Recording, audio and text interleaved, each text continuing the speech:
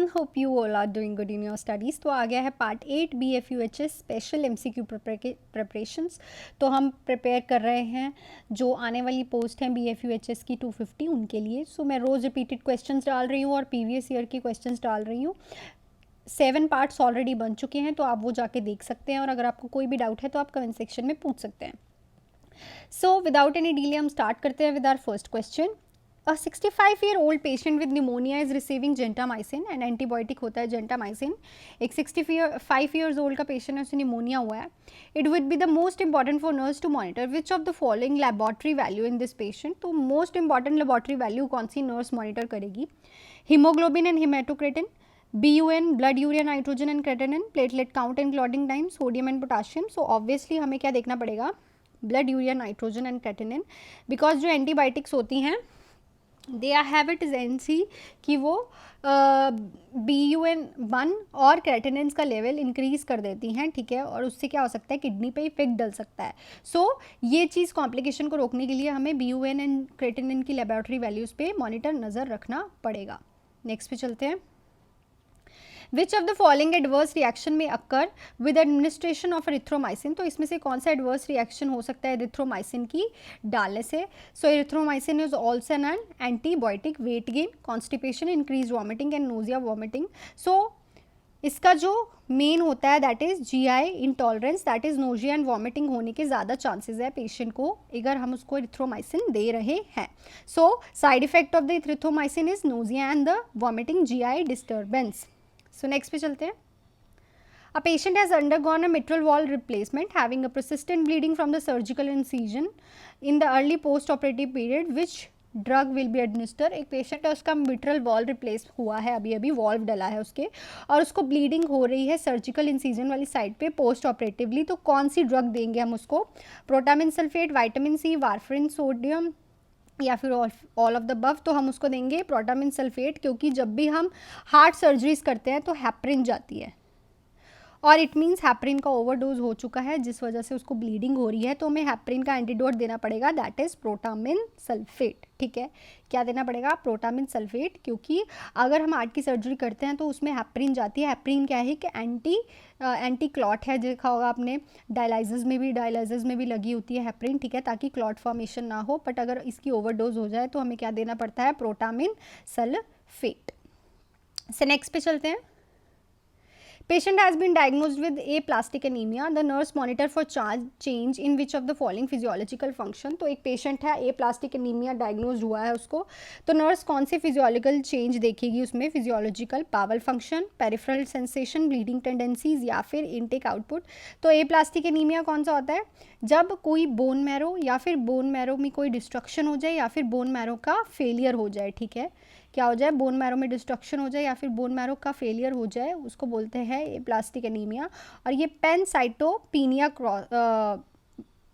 Cause करती है. क्या करती है? पैनसाइटोपिनिया, जिसमें क्या होता है सेलुलर एलिमेंट्स जो होते हैं वो डिक्रीज हो जाते हैं. ब्लड्स में जो सेल होते हैं ना, जैसे कि WBC, प्लेटलेट्स, ये सब क्या हो जाते हैं? डिक्रीज हो जाते हैं. तो अगर प्लेटलेट्स डिक्रीज हो गए और WBCs, तो उसमें ब्लीडिंग टेंडेंसीज ज़्यादा होती हैं. तो मॉनिटर क्या करना पड़ेगा नर्स को कि कहीं पेशेंट ब्लीड आउट क्यों नहीं कर रहा. ठीक है, तो नर्स क्या देखेगी? ब्लीडिंग टेंडेंसीज को मॉनिटर करेगी. नेक्स्ट पे चलते हैं. Mr. X performed bariatric surgery and developed iron deficiency related to dumping syndrome. Identify cause of iron deficiency anemia in Mr. X. most important question. Dumping syndrome से एक ना एक question आता है, मैं पहले भी अपनी वीडियोस में बता रखा है मैंने आपको, तो ये क्वेश्चन करना भूलना मत, कहीं ये ना हो कि आपने बोलो कि मैंने सुना है पर भूल गया. डंपिंग सिंड्रोम क्या होता है? जब भी हम किसी की गैस्ट्रिक सर्जरी करते हैं, गैस्ट्रैक्टमी होती है, चाहे हाफ गैस्ट्रिक रिमूवल होता है या फिर टोटल गैस्ट्रैक्टमी होती है, उसमें क्या होता है? ईसोफेगस से सीधा खाना किस में जाता है? हमारी ड्यूडिनम में, क्योंकि हमने उसकी स्टमक को काट दिया है, निकाल दिया है. तो उसको बोलते हैं जब खाना डंप करता है सीधा ईसोफेगस से, कहाँ पे? ड्यूडिनम में, तो उसको बोलते हैं डंपिंग सिंड्रोम. तो उस पेशेंट को आयरन डेफिशिएंसी हुई है. ठीक है, तो कॉज क्या होगा उसका? So excessive and uncontrolled entry of carbohydrates into the small intestine, severe loss of blood during surgery, less and difficult intake, या फिर who had observe iron and calcium due to surgery. So इसका cause क्या होगा? अगर किसी को identify the cause of iron deficiency anaemia इस patient में हो रहा है who are absorption of, because क्योंकि वहाँ पे absorption of iron and calcium हो ही नहीं रही है, ठीक है। ऑब्वियसली क्योंकि खाना अगर सीधा जा रहा है हमारे ड्यूडिनम में, तो मतलब कि अगर उसमें गैस्ट्रिक जो स्टमक होती है वो क्या प्रोड्यूस करती है? हमारे प्राइटल सेल्स बनाती है। स्टमक में प्राइटल सेल्स होते हैं, वो क्या करते हैं? इंट्रिंसिक फैक्टर बनाते हैं। इंट्रिंसिक फैक्टर्स में क्या आता है? B12 की ऑब्जॉर्प्शन होती है। मतलब कि अब वहाँ पे वो सेल्स ही नहीं रहे, तो आयरन एंड कैल्शियम की सर्जरी की वजह से क्या होगी? ऑब्जॉर्प्शन ही नहीं होगी, जिस वजह से उसको आयरन डेफिशिएंसी एनीमिया होने के ज़्यादा चांसेस हैं। सो नेक्स्ट पे चलते हैं। Which of these post operative assessment of a patient subjected to kidney transplant has been reported immediately to physician? Post operatively एक पेशेंट है, उसका किडनी ट्रांसप्लांट हुआ है, हम ऑपरेशन के बाद कौन सी ऐसी रिपोर्ट है जो कि फिजिशियन को इमीडिएटली बताएंगे? पोटाशियम लेवल उसका 4.2 माइक्रो इक्विवेलेंट है, सोडियम का 137 माइक्रो इक्विवेलेंट पर लीटर है, यूरिन की 20 ml पर आ रहा है, और टेम्परेचर आउटपुट और 99 डिग्री फ़ारेनहीट। तो देखो पोटाशियम का तो होता है 3.5 to 5 माइक्रो इक्विवेलेंट पर लीटर, सो ये तो ठीक है। कैल्शियम सोडियम का कितना होता है? 135 से 145 माइक्रो इक्विवेलेंट पर लीटर, तो ये भी नॉर्मल है, ठीक है। और हमारा टेम्परेचर इतना होता है रिप्लेसमेंट के बाद नॉर्मल। बट ये जो यूरिन आउटपुट है ये क्या आ रही है भाई? हमारी कम आ रही है, क्योंकि 30 ml पर आर तो हमें जो है वो नॉर्मल यूरिन आउटपुट चाहिए, पर पेशेंट की आ रही है 20 ml। So this is a sign of कि किडनी उसको रेजिस्ट कर रही है, इसलिए हमें ये इमीडिएटली फिजिशियन को बताना है। नेक्स्ट पे चलते हैं। Nurse care for a client with an arterial venous fistula AV, ठीक है, दैट मेंटेन पेटेंसी इंक्लूड। तो इसमें से पेटेंसी कैसे मेंटेन करेंगे? एक AV फिस्टुला बनाया, किसी का डायलिसिस होता होगा, तो उसकी पेटेंसी कैसे मेंटेन हो सकती है? Taking BP in affected area, applying it to maintain circulation, palpating for bruit, keeping the arm of restrictions, ठीक है, आउट ऑफ, यहाँ पे आउट ऑफ आएगा, out of restrictions. So obviously हम आर्म को क्या रखेंगे? आउट ऑफ रिस्ट्रिक्शंस रखेंगे, क्योंकि जहाँ पे फिस्टुला बनता है ना हम वहाँ से BP लेते हैं, ठीक है, वहाँ पे हम कुछ नहीं करने देते, उस आर्म को रिस्ट्रिक्ट नहीं होने देते, ताकि वहाँ पे कोई भी क्लॉट, थ्रोम्बस या फिर वो फिस्टुला ख़राब ना हो जाए, ठीक है। तो याद रखना, कभी भी उस फिस्टुला पे किसके लिए लगते हैं? आर्टरी और वेन्स का जो फिस्टुला बनता है वो किस लिए बनता है? जिसका डायलिसिस होना होता है, ठीक है, क्योंकि आर्टरी से ब्लड जाएगा और वेन से ब्लड आएगा डीऑक्सीजनेटेड, ठीक है। तो इससे क्या होगा? वहाँ पे कॉन्स्ट्रिक्शंस नहीं करने दे रही। ये तो पेटेंसी बिल्कुल मेंटेन नहीं करेगा, अगर हमने BP वहाँ से ले लिया, ठीक है, कॉन्स्ट्रिक्ट हो जाएगी, ठीक है। Applying it to maintain circulation, no. Palpating for the bruit and palpate for thrill, ठीक है। जब भी हम AV फिस्टुला किसी में बनाते हैं तो क्या करते हैं? उसकी चेक कैसे करते हैं? हम वहाँ पे पाल्पेट करके देखते हैं कि वहाँ पे थ्रिल है, मतलब कि जो ब्लड चल रहा है उसकी जो हमें फील होगा ना, वो पाल्पेट करते हुए वो थ्रिल जैसा फील होगा। और जब हम ऑस्कल्टेट करेंगे तो वहाँ पे ब्रूइट सा साउंड सुनने को हमें मिलेगा, ठीक है। तो जब भी AV फिस्टुला बनाते हैं तो ये भी क्वेश्चन आता है कि हम कैसे उसे असेस करते हैं? पाल्पेट करते हैं थ्रिल के लिए और ऑस्कल्टेट करते हैं ब्रूइट के लिए, ठीक है। और कभी भी AV फिस्टुला को कॉन्स्ट्रिक्शन में नहीं आने देना।